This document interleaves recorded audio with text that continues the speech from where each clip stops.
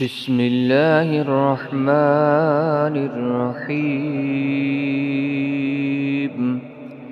ألهاكم التكاثر حتى زرتم المقابر. كلا سوف تعلمون ثم كلا سوف تعلمون. كلا لو تعلمون علم اليقين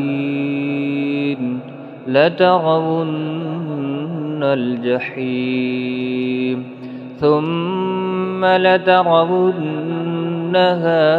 عين اليقين ثم لتسألن يومئذ عن النعيم.